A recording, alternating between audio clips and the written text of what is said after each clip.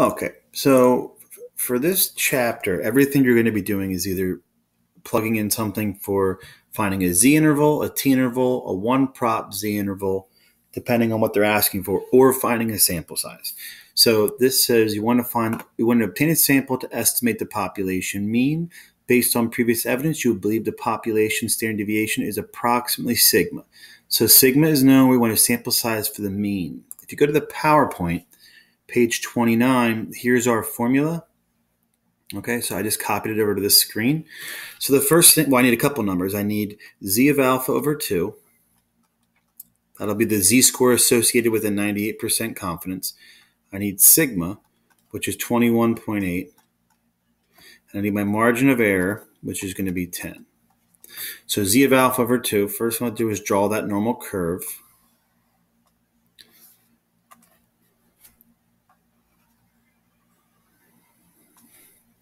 So I'm looking for the z-score. This is z, and this is negative z. That cuts off the middle 98%. If there's 98% in the middle, that means there's 1% here, 1% here. So I want to find this value. So I'm going to use the inverse normal command, second distribution, inverse normal. The area to the left of this is 98 plus 9 is 1, so 99%. It's the z-score, so mu is 0, sigma is 1. So my z value is going to be 2.326. Now I rounded it there, but I'm going to use the actual value from the calculator so my answer is as completely accurate as possible. So then I'll jump into the formula. I have n equals, so I'm going to do z of alpha over 2, which is this. So I'll write that 2.326 times 21.8 all over 10, and then I'm going to square this thing. So I'm going to take this number, multiply it by 21.8, divide that by 10, and then square it. So I get n equals 25.7. So you would need exactly 25.71 yada, yada, yada people to be a large enough sample size, but you can't have a fraction of a person. So no matter what decimal you get, even if I got 25.1, you want to make sure your sample size is large enough. So you're always going to round up. Always round up for sample sizes. So this is going to be 26.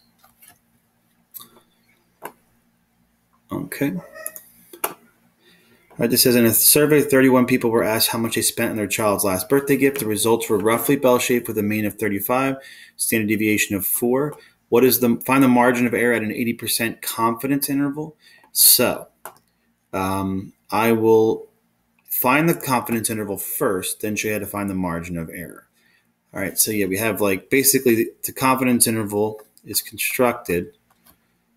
It's going to be our point estimate, which is going to be x bar plus or minus something in our, I don't even remember the formula, you have to look it up, but this is our margin of error. This is our MOE. So I don't know sigma, I just know x bar and s because this is a sample standard deviation. So I'm going to use a t interval. If you know sigma, it's a z interval. If you don't know sigma, it's a t interval. So I go to stat, tests, I'm going to go down to a t interval. So I'm putting in stats. My x bar is 35. My s is 4. Sample size is 31. And this is 80%, 0.8. So I get my confidence interval, which goes from 34 point. So this is my point estimate, right?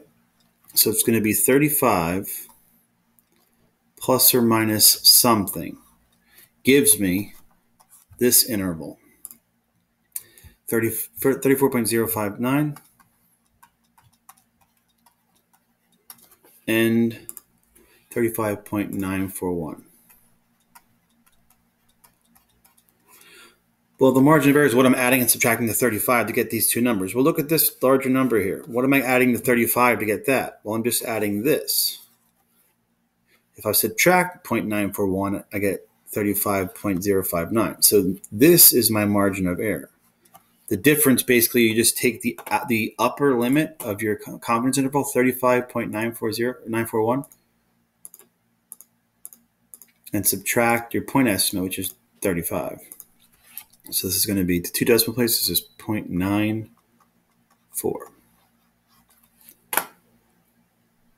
Okay.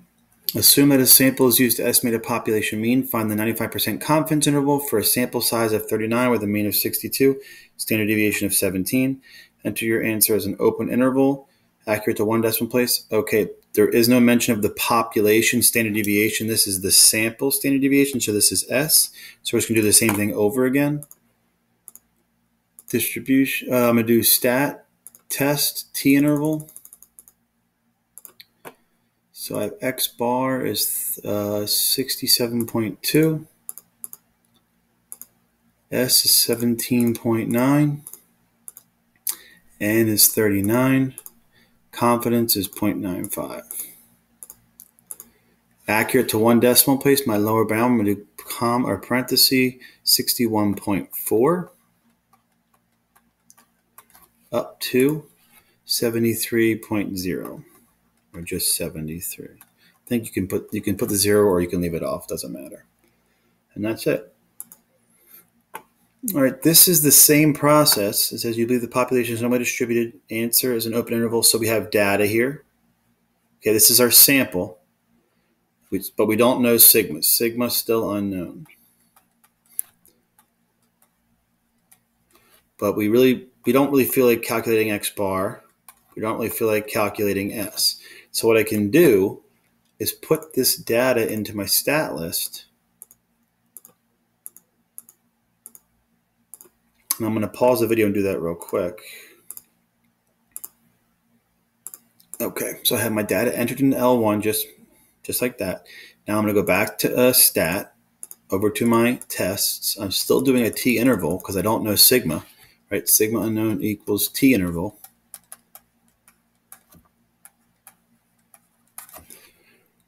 So T interval, and instead of entering statistics, I could just enter data like that.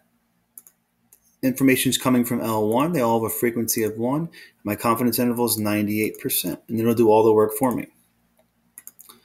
So my confidence interval, accurate to 1 decimal place, is 35.7. Whoops, that's a 5.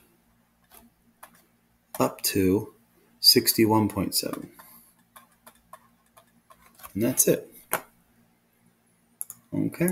And the last one, 44. This is going to be done the same way. It says in 1998, an advertising campaign, the Nabisco company announced a 1,000-chip challenge, claiming that every 18-ounce bag of their Chips Ahoy cookies contained at least 1,000 chips. Dedicated statistics students at the Air Force Academy purchased some randomly selected bags of cookies and counted the chips. Here's their data. So we're not going to go through this because it's really painstaking to put all these in, but you're going to do this the same way you did the last one, okay? All this data, these however many numbers, right, is going to go into your L1.